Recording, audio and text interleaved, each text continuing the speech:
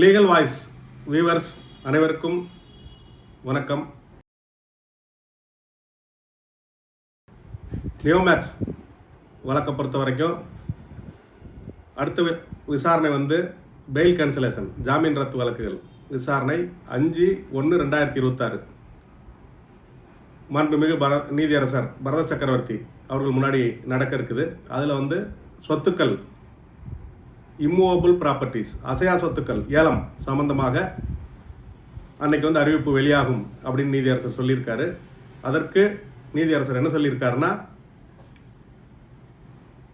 31/12/2025 அதாவது இந்த மாதம் கடைசி தேதி.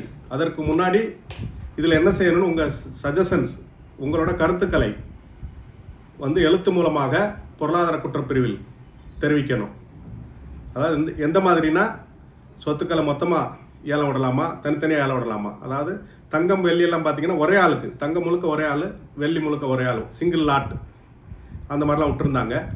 இப்போ இந்த சொத்துக்களை பொறுத்த வரைக்கும் மாவட்ட வாரியாக விடலாமா, இல்லை தனித்தனியாக ஒரு பிளாட் வைஸ் ஒவ்வொரு தனித்தனி பிளாட்டு தனித்தனி சொத்துக்கள் பில்டிங் தனியாக இந்த மாதிரி விடலாமா, இல்லை மொத்தமாக விடலாமா, அது மாதிரி இதில் முதலீட்டாளர்களுக்கு என்ன சலுகை, அது பொது ஏலத்தில் விடலாமா, இல்லை முதலீட்டாளர்கள் மட்டும் கலந்து கொள்ளும் வகையில் ஏலம் விடலாமா, அப்போ அந்த ஏலத்திற்கு முன் வைப்பு தொகை இஎம்டி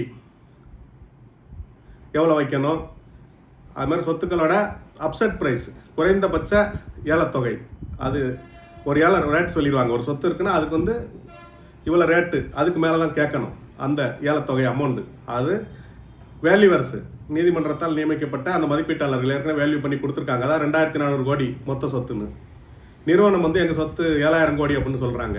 அப்போ நிறுவனத்தின் மதிப்பையும் கொடுக்கணும்னு நிறுவனத்தின் வழக்கறிஞர் சொல்லியிருக்காரு. அப்போ குறைந்தபட்ச ஏலத்தொகை நிறுவனம் கொடுக்குற தொகையை முடிவு பண்ண வேண்டுமா, இல்லைன்னா அந்த வேல்யூவர்ஸ் கொடுத்தது முடிவு பண்ணணுமா, இல்லாட்டி வேறு என்ன இதில் உங்களோட ஆலோசனைகள் இருக்குது முதலீட்டாளர்களுக்கு அப்படின்னு தெரிவிக்கலாம்.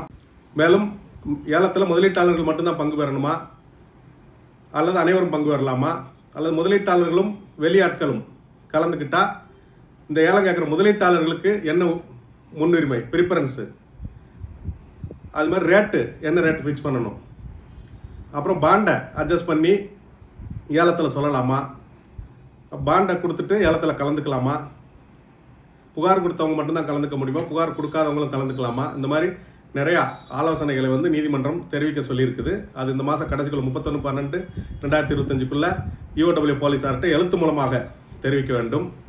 அதற்கப்புறம் அந்த 5ஆம் தேதி விவாதம் நடக்கும். 5/1/2026 அன்று இது சம்பந்தமாக நீதிமன்றத்தில் விவாதம் நடந்து எந்த முறையில் ஏலம் விட வேண்டும், யார் யார் கலந்துக்கணும், என்ன ரேட் ஃபிக்ஸ் பண்ணணும், எல்லாத்தையும் நீதியரசர் ஃபிக்ஸ் பண்ணி ஒரு உத்தரவை பிறப்பிப்பார். அதன் அடிப்படையில் அந்த ஏலம் போகும். இதுதான் இப்போதைக்கு அந்த வழக்கை பொறுத்த வரைக்கும் சொல்லியிருக்காங்க.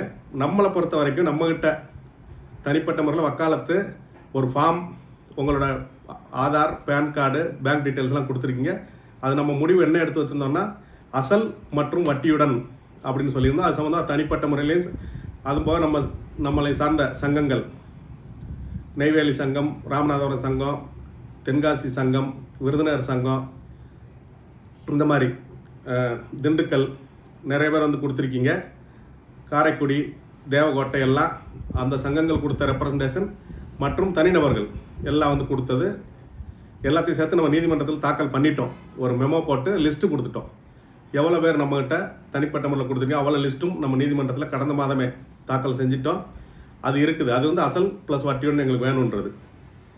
அது போக இப்போ இந்த நடைமுறைக்கு நீங்கள் உங்களோட கருத்துக்களை நேரடியாக மதுரை பொருளாதார குற்றப்பிரிவுக்கு எழுதி அனுப்பலாம், அல்லது மொத்தமாக சங்கங்கள் மூலமாக எழுதி கையெழுத்து போட்டு அதையும் அந்த காவல்துறையினர் ஒப்படைக்கலாம்.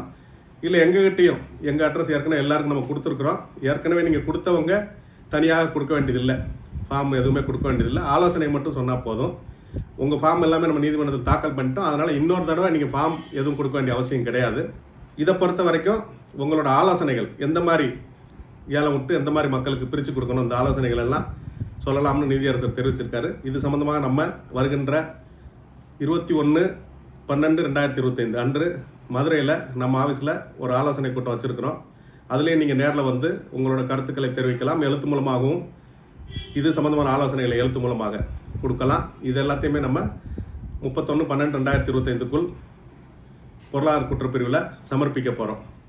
அதனால் வருகின்ற 21/12/2025 ஞாயிற்றுக்கிழமை காலை 10 மணிக்கு நம்ம ஆஃபீஸில் ஒரு ஆலோசனை கூட்டம். அதில் எல்லோரும் உங்கள் கருத்துக்களை வந்து தெரிவிக்கணும். அதில் நம்ம ஒரு மொத்தமாக முடிவெடுத்து அதில் ஒரு ஃபார்ம் ரெடி பண்ணி நம்ம எல்லார் கையிலையும் கொடுத்து அந்த ஃபார்மில் கையெழுத்து மட்டும், நீங்கள் வேறு எந்த ப்ரூஃபும் இனிமேல் கொடுக்க வேண்டிய அவசியம் இல்லை, இல்லை ஏற்கனவே கொடுத்துட்டீங்க. அதனால் ஒரு ஃபார்ம் மட்டும் எல்லாரோடைய கருத்துக்களையும் கேட்டு இந்த மாதிரி பண்ணணும் அப்படின்னு நீதிமன்றத்திற்கு நம்மளோட கருத்துக்களை, நம்மளோட சஜஷனை சொல்கிறதுக்கு ஒரு மனு மாதிரி தயார் பண்ணி உங்களுக்கு எல்லாமே வாட்ஸ்அப்லேயும் போடுவோம். உங்கள் சம்மந்தப்பட்ட ஆட்கள் மூலமாகவும் கொடுத்து விடுவோம். தனிப்பட்ட முறையிலையும் வாட்ஸ்அப்பில் ஷேர் பண்ணுறோம். அதில் நீங்கள் கையெழுத்து போட்டு கொடுத்தீங்கன்னா அதை வந்து நம்ம பொருளாதார குற்றப்பிரிவில் தாக்கல் செய்துவிட்டு அது சம்பந்தமாக நீதிமன்றத்தில் நமது விவாதத்தை ஆர்குமெண்ட்ஸில் சொல்லுவோம் என்பதை தெரிவித்துக் கொள்கிறோம். ஆர்வமுள்ளவர்கள் வந்து தகவலை சொல்லுங்கள். நன்றி.